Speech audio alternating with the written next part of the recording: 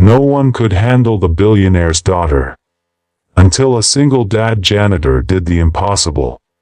The morning sunlight poured through the tall glass windows of the Rosemont International Academy. A school known not just for its elite education, but for its billionaire students who walked the halls like royalty. Among them was her, the daughter of the wealthiest man in the city.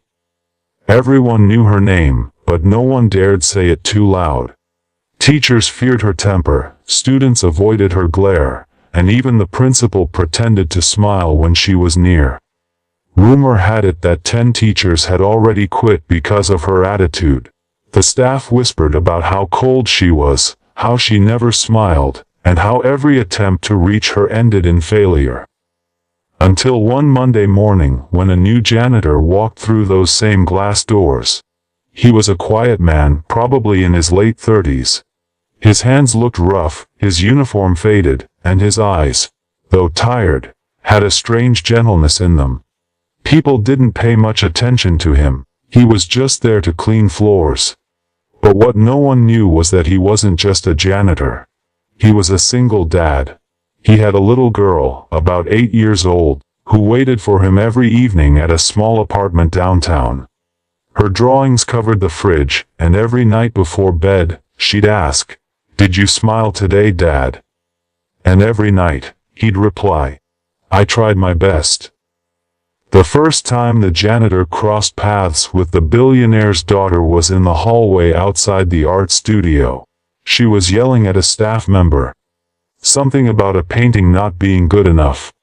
When she saw him sweeping nearby, she snapped, "What are you looking at?" He didn't respond, just smiled politely and continued sweeping. No one ever smiled at her without fear. It made her freeze for a second. Then, angrily, she turned away. The next morning, he was cleaning the same hallway again. This time she dropped her coffee cup. Without a word, he bent down, cleaned up the mess, and said softly, "It's okay. Accidents happen." She stared at him, confused. Most people avoided eye contact. He spoke to her like she was human. Not powerful, not intimidating, just human. She walked away, saying nothing. But that night, for the first time in months, she couldn't sleep. Those words, "It's okay. Accidents happen," echoed in her head. Days passed. She started noticing him, how he always greeted everyone, even when no one replied. How he repaired broken lockers when students didn't care. How he carried heavy boxes for teachers who never thanked him. And one afternoon, she saw something that changed everything. He was sitting on a bench behind the school, holding a small lunchbox. Inside were 2 sandwiches. Next to him sat a little girl with messy hair and the brightest smile. His daughter. They were laughing so freely that it didn't fit the cold world she lived in.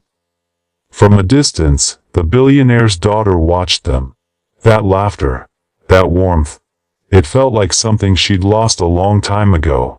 A few weeks later, during an art event at the academy, she was presenting her painting.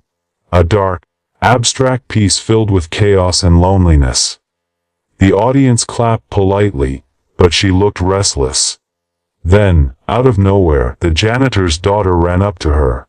She couldn't have been more than 8. Holding a crumpled paper in her tiny hands, she said, "Your painting is sad. You should add yellow. Yellow makes everything happy." The room went silent. Everyone expected the billionaire's daughter to yell, to scold the child for interrupting. But she didn't. She just stared at that little girl. And for the first time, someone saw tears in her eyes. That night she repainted everything. She added yellow. From that day on, things began to change. The girl who once yelled now volunteered at school events. The one who avoided people started helping other students. Teachers whispered again. But this time, in disbelief. And sometimes, when no one was looking, she would sneak out behind the school, sit beside that same bench, and share her lunch with a janitor and his daughter. No one could explain it. No one knew what he said or did to her. But everyone noticed one thing. The billionaire's daughter had finally learned how to smile again. And it all started with the kindness of a man who swept floors, but understood hearts better than anyone else ever could. Sure, here's the continuation with a kindness, inspiring and motivational ending that fits naturally with your previous story tone and pacing. Emotional, cinematic, and globally relatable. Months passed, and the changes in her were impossible to ignore. She started coming to school early, sometimes even helping the janitor before classes began. She'd help him arrange chairs, wipe the blackboards, and once even painted a wall that had been dull and cracked for years. The students were stunned. The teachers whispered, "The billionaire's daughter," the same girl who once shouted at everyone, was now quietly doing things no one expected from her. When someone asked her why, she simply said, "Because kindness feels better than control." But the real turning point came one winter morning. The janitor didn't show up for work. For the first time, the halls felt empty, not because of the noise, but because of his absence.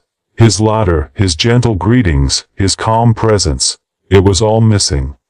By noon, word spread that he had fallen sick. He was hospitalized, struggling to afford his treatment.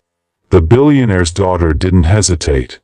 She went straight to her father's office, a place she used to avoid. For the first time in her life, she didn't ask him for a car, a trip, or money for herself. She asked for help for someone else. Her father was stunned, but he saw something in her eyes, compassion, the kind he hadn't seen since her mother passed away years ago. That evening, a private ambulance arrived at the small hospital. The janitor's treatment was fully covered, anonymously. But he knew, he didn't need to ask.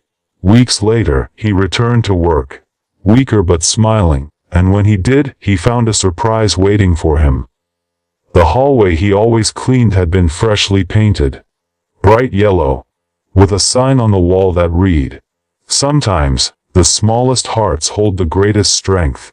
It was her idea. Her way of saying thank you, not with words, but with meaning. From that day forward, she volunteered at shelters, sponsored school lunches, and quietly helped students who couldn't afford books. Her father watched from a distance, realizing something he'd forgotten long ago: money can buy luxury, but kindness builds legacy. One afternoon, as the janitor packed up to leave, his little daughter ran ahead to say goodbye. The billionaire's daughter knelt beside her and smiled. "Your dad changed my life," she said softly. The little girl giggled.